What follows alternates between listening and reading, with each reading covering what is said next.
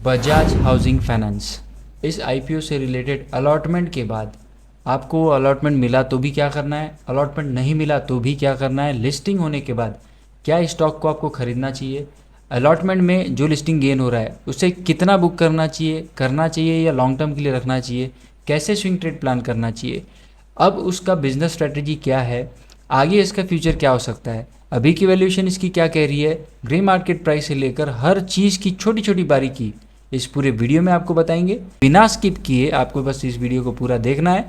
चलिए चलते स्क्रीन पे और करते हैं इस टॉपिक पे पूरा complete discussion and study. Let's go.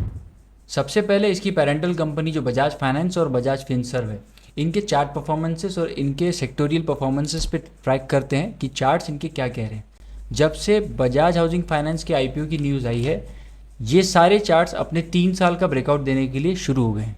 देखिए यहाँ पे 2021 से लेकर 1 नवंबर 2021 से लेकर बजाज फाइनेंस का चार्ट अगर आपको अभी दिख रहा होगा तो 2021 से लेकर अभी सितंबर 24 चल रहा है, लगभग 3 साल के आसपास हो चुका है। इस ड्यूरेशन का ये ब्रेकआउट देने की शुरुआत हो रही है। इस ब्रेकआउट को अगर ये सक्सेसफुली ब्रेक कर देता है और कर लेता है ये ब्रेकआउट, तो यहाँ से इस स्टॉक का जो नेक्स्ट टारगेट होगा ना, वो 9800 से 10,000 रुपीज़ तक का हो सकता है। इतने बड़े कंसोलिडेशन का अगर ब्रेकआउट आता है तो ये पूरा कंसोलिडेशन का टारगेट आपको इतना दे सकता है। ये प्लस बजाज फिनसर्व इसका जो दूसरा स्टॉक है उसका भी सेम पैटर्न में अभी भी चार्ट का ब्रेकआउट का स्ट्रक्चर बन चुका है। इसका भी पैटर्न 2021 के आसपास से लेकर 2024 तक के इतना पूरा कंसोलिडेशन का पैटर्न बन रहा है और ये भी अभी ब्रेकआउट लेवल पे खड़ा है। मतलब बजाज हाउसिंग फाइनेंस लिमिटेड का अगर लिस्टिंग गेन और अगर परफॉर्मेंस लिस्टिंग होने के बाद अच्छा रहता है तो ये एक बूस्टर डोज बनेगा बजाज फिनसर्व के लिए भी, बजाज फाइनेंस के लिए भी। ये चार्ट वाइज टेक्निकल वाइज तो दिख रहा है। इस पे अब हम फंडामेंटल चेक करते हैं, फंडामेंटल एनालिसिस करते हैं कि बजाज के जो स्टॉक्स अभी लिस्टेड हैं और बजाज हाउसिंग फाइनेंस का जो अभी नया बिजनेस आ रहा है उसमें क्या फ़र्क है और उसके कॉम्पिटिटर्स और इसकी वैल्यूएशंस क्या बता रही हैं। स्क्रीनर पे चलते हैं। बजाज फाइनेंस जो पेरेंटल कंपनी है बजाज हाउसिंग फाइनेंस की, उसका अगर हम चेक करें पूरे फंडामेंटल्स के हिसाब से तो मार्केट कैप सबसे ऊपर है। टॉप 2 पे ये फाइनेंशियल और इन्वेस्टमेंट्स फाइनेंस कंपनी सेक्टर में टॉप 2 पर आज भी बरकरार हैं। इनका पी रेशियो 30-35 के आसपास हमेशा चल रहा है और अभी भी जो हम बात करें बजाज हाउसिंग फाइनेंस की तो वो भी अभी लिस्ट होने से पहले ही अगर वैल्यूएशन के हिसाब से देखें तो प्राइस टू अर्निंग रेशियो उसका पी रेशियो 33 चल रहा है। लेकिन ये जो लिस्टिंग हो रही है ये एक अलग बिजनेस करने वाली कंपनी है। ये पर्टिकुलरली टारगेट करेगी हाउसिंग सेक्टर को।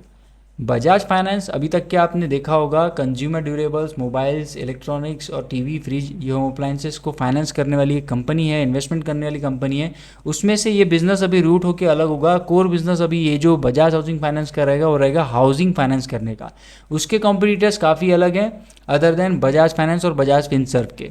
तो हाउसिंग फाइनेंस वाले सेक्टर में दूसरे जो कॉम्पिटिटर्स हैं वो लोग कितने पुराने हैं, क्या परफॉर्मेंस दे रहे हैं, क्या उनकी वैल्यूएशन अभी फेयर वैल्यूएशन पर है, ये सारी चीज़ों को देखते हुए हमको ये बजाज हाउसिंग फाइनेंस में लिस्टिंग होने के बाद होल्ड करना है या फिर नई एंट्री बनानी है, ये डिसीजन लेने के लिए ये सारी चीज़ों से हम अभी गो थ्रू करेंगे।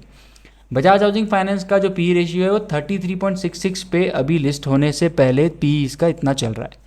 पूरे सेक्टर में अगर आप देखें स्क्रीन पर तो पूरे सेक्टर्स में सबसे महंगी पीई वाली कंपनी बजाज हाउसिंग फाइनेंस ही दिख रही है। मार्केट कैप में सिर्फ 8,000 करोड़ का डिफरेंस है हुडको में और बजाज हाउसिंग फाइनेंस में। कुछ ज़्यादा मार्केट कैप का बहुत नंबर 1 और नंबर 2 पे बिग डिफरेंस नहीं है।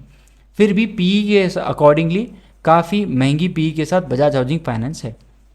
साथ में अगर हम देखते हैं कि इस पूरे सेक्टर में सबसे महंगी ईवी इबिडा मतलब कि इसकी एंटरप्राइजेस की valuation earning before interest, taxation, depreciation and amortisation से निकाली जाए। मतलब कि साफ और सिंपल शब्दों में अगर कहा जाए कि इसकी एंटरप्राइज की वैल्यूएशन अगर महंगी है तो बाकी पूरे सेक्टर से कितनी महंगी है।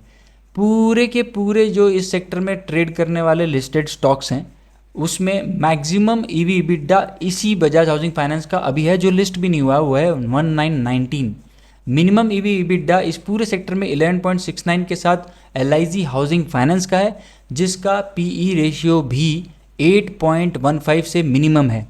तो valuation wise, EV EBITDA wise यहाँ पर सेफ इन्वेस्टमेंट और कॉस्ट इफ़िशिएंट इन्वेस्टमेंट के हिसाब से LIC हाउसिंग फाइनेंस आपको दिखता हुआ दिखेगा कि आप अगर फ्रेश एंट्री करना चाहते हैं LIC हाउसिंग फाइनेंस में कर सकते हैं, विद सेफ्टी कर सकते हैं। क्योंकि LIC हाउसिंग फाइनेंस का अगर आप चार्ट देखें 1999 मतलब आज से 25 साल पुरानी ये कंपनी है जो लिस्टेड है।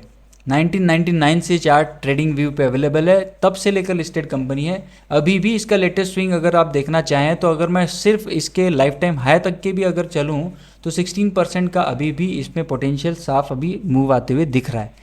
तो ये हो सकता है उन लोगों के लिए एक ऑप्शन जो लोग नहीं चाहते हैं कि अलॉटमेंट अगर मिस हो गया है तो मिस होने के बाद नई एंट्री बनाएं, पर्टिकुलर इसी सेक्टर में बनाएं जिस सेक्टर में हम बात कर रहे हैं। हाउसिंग फाइनेंस से रिलेटेड किसी फाइनेंस कंपनी में अगर बनाना चाहते हैं तो that will be a better option अगर आप LIC हाउसिंग फाइनेंस की तरफ जाते हैं। क्योंकि LIC हाउसिंग का फाइनेंस का QVT स्कोर मतलब कि क्वालिटी, वैल्यूएशन और टेक्निकल स्कोर भी बजाज हाउसिंग फाइनेंस से बेटर है। क्वालिटी वाइज इसको मार्क्स मिलते हैं 75 आउट ऑफ 100, वैल्यूएशन वाइज इसको मार्क्स मिलते हैं 65 out of 100 and technical wise इसको मार्क्स मिलते हैं 55 आउट ऑफ 100। तो ये एक सेकंड ऑप्शन हो सकता है उन लोगों के लिए जिन लोगों को अलॉटमेंट मिलने के बाद प्रॉफिट बुक करके अगर इसी सेक्टर में इन्वेस्टमेंट रखनी है। या फिर एक और ऑप्शन हो सकता है जिन लोगों के लिए अलॉटमेंट मिला 50% ऑफ द कैपिटल या फिर 15,000 जो आपने इन्वेस्ट किए हैं उतनी अपनी कैपिटल निकाल के प्रॉफिट को अपने स्टेइंग इन्वेस्टेड आप रख सकते हैं इसमें, और रिमेनिंग अमाउंट अगर आपको फिर भी इसी सेक्टर में लगानी है तो LIC हाउसिंग फाइनेंस के साथ आप इन्वेस्ट कर सकते हैं। जिनको अलॉटमेंट नहीं मिला उनके लिए सेकंड ऑप्शन के लिए भी LIC हाउसिंग फाइनेंस है, और जिनको सेकंड ऑप्शन यही रखना है बजाज हाउसिंग फाइनेंस में ही अगर आपको लिस्टिंग नहीं मिलने के बावजूद भी अगर आप इंटरेस्टेड हो, क्योंकि आप प्रीमियर एनर्जीज देख चुके होंगे, आपको ये भी एक्सपेक्टेड होगा कि IPO में लिस्ट होने के बाद कोई भी स्टॉक बहुत अच्छा मोमेंटम देता है। 50% तक की मूवमेंट आपको ये वाले चार्ट पे दिख रही है। प्रीमियर एनर्जीज लिस्ट होने के बाद जिस बॉटम से आज टॉप लगाया है 55% का गेन आपको दिया है। इस टाइप का गेन अगर आपको एक्सपेक्टेड है तो आप वेट कीजिएगा बजाज हाउसिंग फाइनेंस के बाय लेवल्स आने का।